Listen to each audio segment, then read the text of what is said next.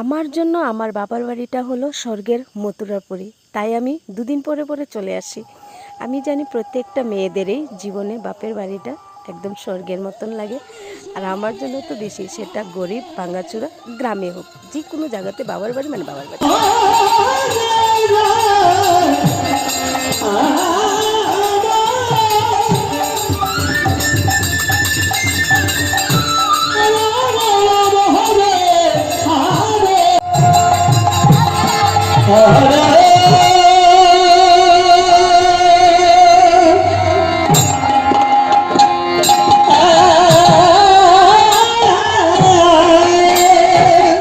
কৃষ্ণ কৃষ্ণ কৃষ্ণ হরে হরে, হরে রাম রাম হরে হরে।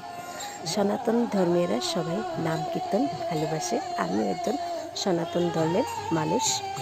তো আমি এপ্রিল মাসে আমার বাবার বাড়িতে আসি, আর এপ্রিল মাসে নাম কীর্তনটা আমাদের জন্য খুবই ভালো, আমাদের গ্রামে খুব ভালো লাগে আর খুব এনজয় হয়, বহুত মানুষের সাথে লগ হয়।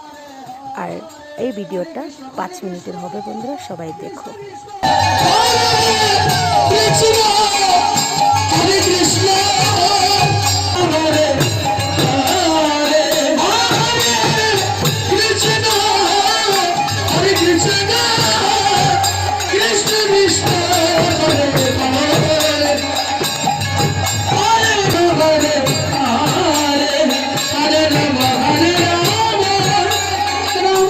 এই ভিডিওটা হলো আমাদের এখানে নাম কীর্তন 3 দিন হয়, তো লাস্টের দিন এই ভিডিওর ক্লিপটা হলো সন্ধ্যা আরতির ক্লিপ। তো বন্ধুরা সবাই সনাতন ধর্মের সব মানুষরাই হরে কৃষ্ণ লিখবেন বা রাধা কৃষ্ণ লেখে নমস্কার করবেন, আমার এটা রিকোয়েস্ট। তারপরে আমরা নাম কীর্তন করার পরে সন্ধ্যা আরতি পরে চলে গেছিলাম দোকানে, এখানে মেলাও হয় আমাদের নাম কীর্তনে। মেলাতে গিয়েছিলাম আমার বড় বোন, মামাতো বোন আর কি, আর তার হাজব্যান্ড, আর সাথে অনেক কিছুই ছিল।